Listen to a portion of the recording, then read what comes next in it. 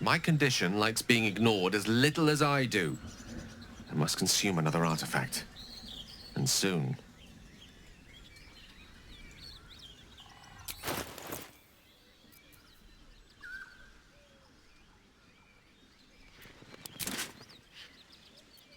Thank you.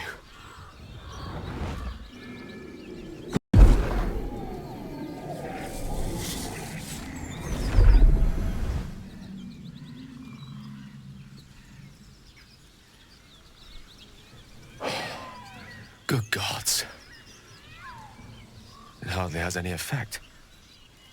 Oh, Mistra, have mercy on us all. Listen, I need to speak to you, to all of you. It would be unconscionable of me to remain silent.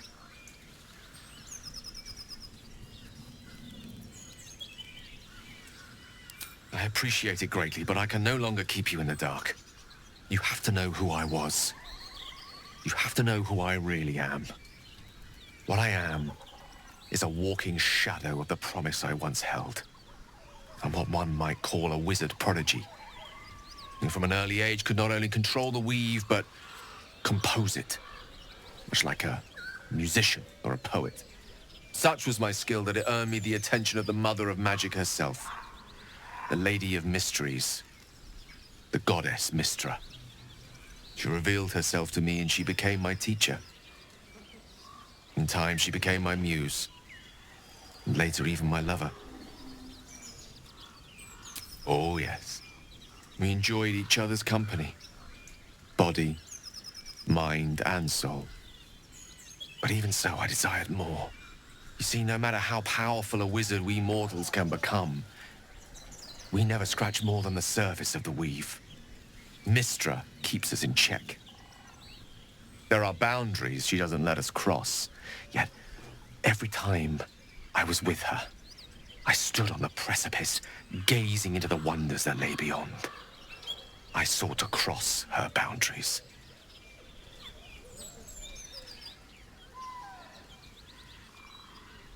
I tried to convince her. I pouted. I pleaded. Swore my ambition was only to serve her better. But she only smiled and told me to be contented. But inconceivable as it seems to me now, I shared a bed with a goddess, and yet I wasn't satisfied. So I sought to prove myself worthy to her instead. We come now to the crux of my folly. Shall I share the story behind it, or would you rather head straight to its sordid finale?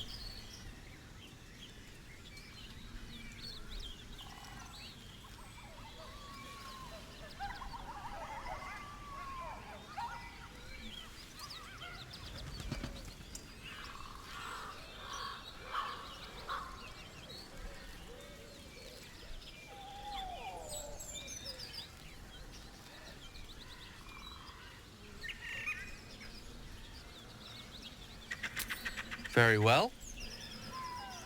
Here goes.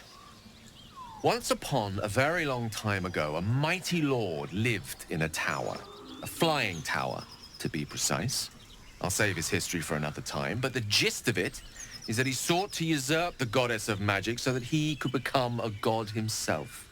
And he almost managed, but not quite. And his entire empire, Netheril, came crashing down around him as he turned to stone. The magic that was unleashed that day was phenomenal. Roiling like the prime chaos that outdates creation. Even the weave itself could not withstand the onslaught. It fractured, then shattered, and all magic was lost to the mortal realms, until the day Mistra returned.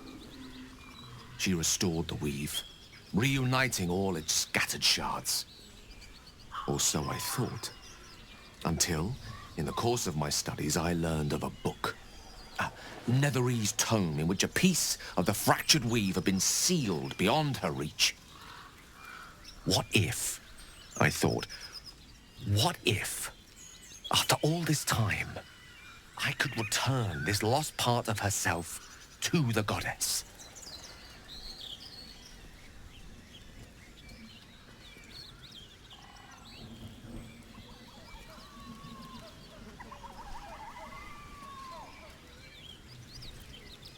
You know me.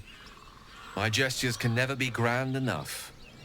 I was certain that this deed of raw power, draped in romance, would convince Mistra to take me by the hand and welcome me into her hitherto forbidden domains. I was mistaken. I obtained the fabled book and took it into my study. As for what happened next... Here. Place your hand over my heart. Let me show you.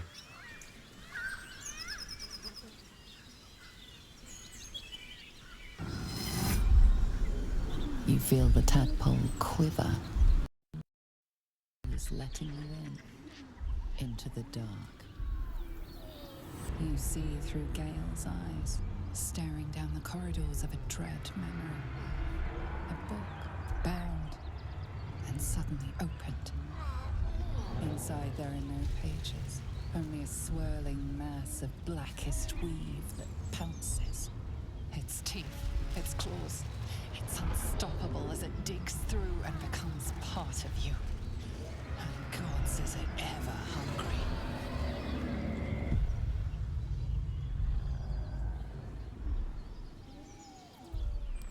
Thankfully, the moment I absorbed the fragment wasn't enough to kill me outright. It was only the beginning.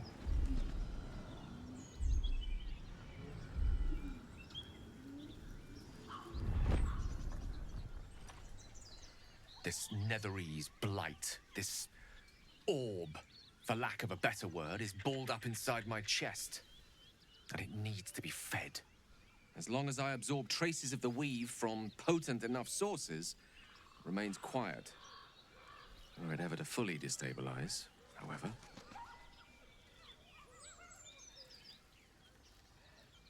I will erupt. I don't know the exact magnitude of the eruption, but given my studies of Netherese magic, I'd say even a fragment as small as the one I carry, it'd level a city the size of Waterdeep.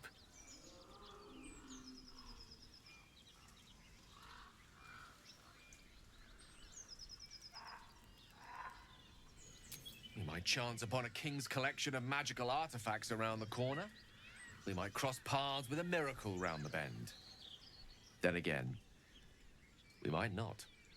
All of this, it must feel like a betrayal. Say the word, and we'll part ways.